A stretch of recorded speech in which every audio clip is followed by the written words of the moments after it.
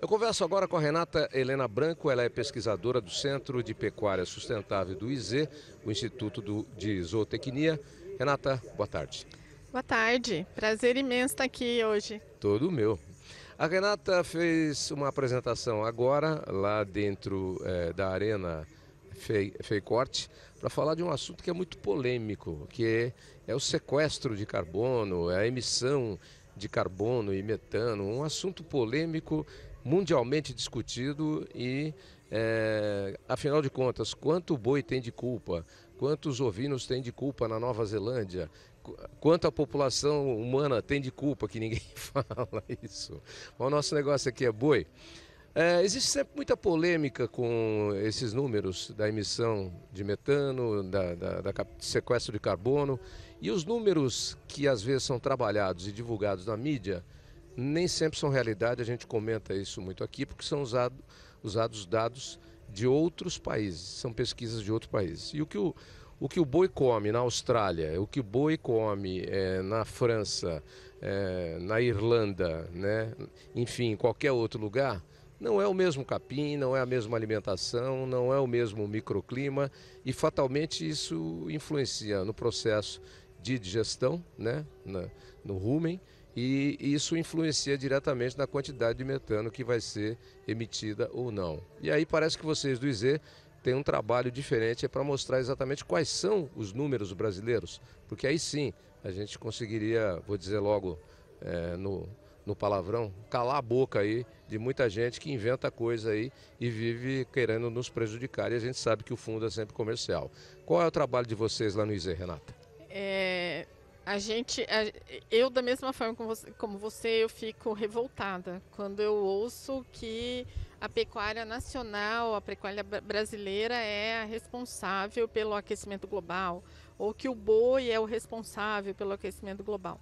E nós, com esse incômodo, nós propusemos há 2 anos atrás um projeto grande, junto com a iniciativa privada, um projeto grande para a FAPESP, que é a agência de fomento do Estado de São Paulo. De fomento de pesquisa do Estado de São Paulo. Fomento de pesquisa do Estado de São Paulo. Eles abriram um edital que era Centro de Ciência para o Desenvolvimento. Então a gente tinha que responder um problema da cadeia produtiva. E aí nós fizemos ali a propositura de um centro de neutralidade climática da pecuária de corte em regiões tropicais. E aí vocês escolheram o problemão, não um probleminha. Mas grande, mas é muito grande. E aí a gente precisa ter esses dados tropicalizados, né? Porque a gente pega, ou o pessoal pega, semana de COP, o pessoal pega os dados lá do IPCC, as equações lá do IPCC e trazem essas equações para cá e coloca ali nas calculadoras de emissão de metano aquelas equações que não foram construídas na nossa realidade. E pior, o pessoal não rebate. Não, E aí, o que a gente precisa ter? Dados de coleta de metano, dado de sequestro de carbono, dados assim, dos cálculos. A gente já sabe que esse cálculo aí de equivalente CO2, ele é completamente errado. Então a gente precisa provar cientificamente o que efetivamente acontece no Brasil. Não é viver em berço esplêndido. Não, mas não. A gente provar o que efetivamente acontece aqui. Que emite metano, emite. Que você tem que ter captura, você tem quanto tempo dura uma molécula de carbono. Aliás, você me dizia aqui que esses dados que vêm de fora dizem que uma molécula de carbono dura 100 anos na atmosfera. Eu duvido, eu duvido. O metano é um gás. Para um gás durar 100 anos... Caramba, ele tem que ser poderoso. Dura 100 anos? Existe aí alguns fatores. Tem gás que dura mais do que 100 anos. Então, por exemplo, o CO2, dependendo da carga energética dele, ele dura até 1000 anos na atmosfera. Então, precisa ser realimentado. E aí, o que acontece? A molécula de metano. CO2, uma molécula, ela aquece 1. Uma molécula de CO2, ela aquece 28 vezes, de metano aquece 28 vezes aquela molécula de CO2. Portanto, ela tem um consumo maior. Ela tem um potencial de aquecimento maior. Só que ela tem uma coisa que chama ciclo biogênico do metano. Ela fica só a meia-vida dela é de 8 a 12 anos.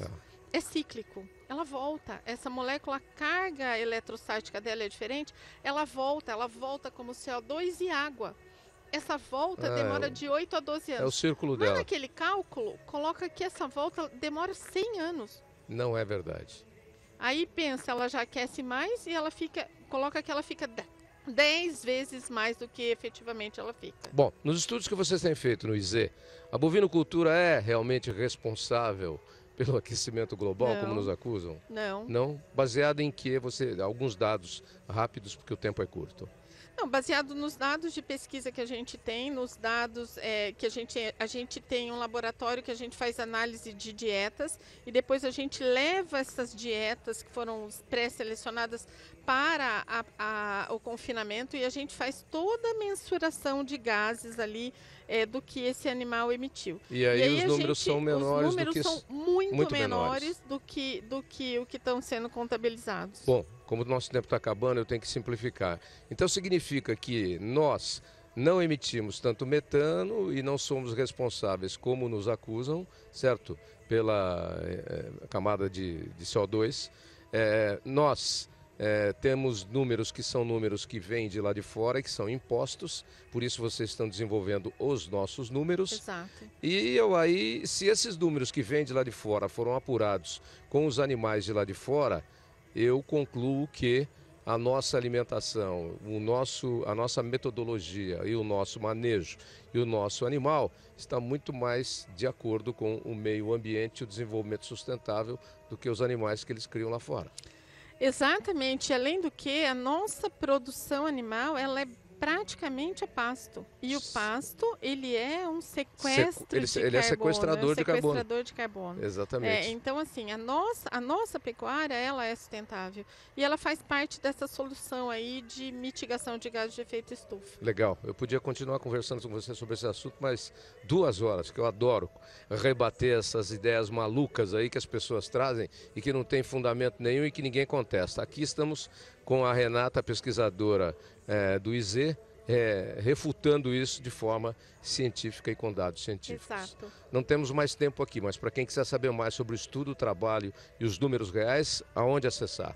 É só entrar no site do Instituto Zootecnia e nós temos um Instagram, além do Instituto Zootecnia, um Instagram do laboratório que chama Rumen Lab. Tá, Rumen Lab, laboratório do rumen.